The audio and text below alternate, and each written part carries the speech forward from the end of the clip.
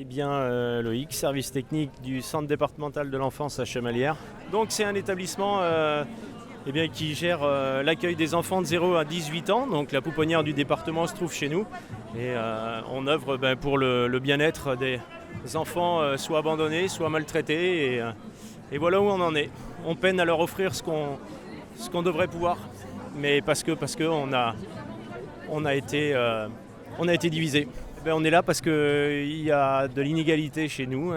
Sur 360 personnes, environ 100 n'ont pas eu droit au Ségur, à savoir tous les services généraux. Ça fait 183 € en moins, à savoir pourquoi. Tout le monde œuvre pour le bien-être des enfants, mais notre cher gouvernement en a certainement décidé autrement, c'est-à-dire on donne déjà à ceux qui ont déjà plus, c'est-à-dire le service éducatif, et puis nous, on a été oubliés.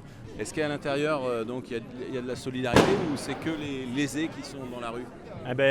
Là, on a quand même un petit peu de solidarité des cadres chez nous, ça fait plaisir. Je ne vous cache pas non plus que ce genre de problématique amène à tout un tas de conflits sociaux à l'intérieur de l'établissement.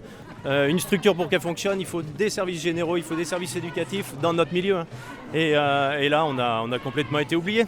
On peine à recruter aussi, grosse problématique chez nous. C'est simple, chez nous, on a les mêmes, on peut avoir du personnel avec les mêmes diplômes qu'au CHU.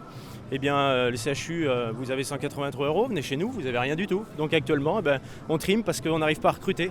On est en manque de personnel, donc je ne vous cache pas que qui est-ce qui ressent ça ? C'est les premiers au front, c'est les enfants. C'est les enfants qui sont placés chez nous qui triment parce qu'il n'y a pas assez de personnel.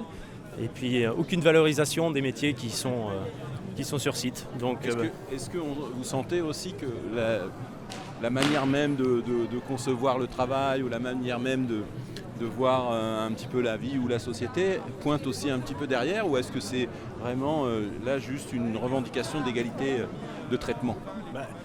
Regardez, aujourd'hui, il n'y a pas que des gens pour le Ségur, il y a des gens d'un petit peu partout.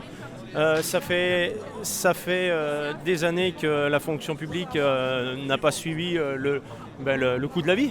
Et je pense que le Ségur a été amené dans ce sens-là pour essayer d'équilibrer, sauf que ça n'équilibre rien du tout.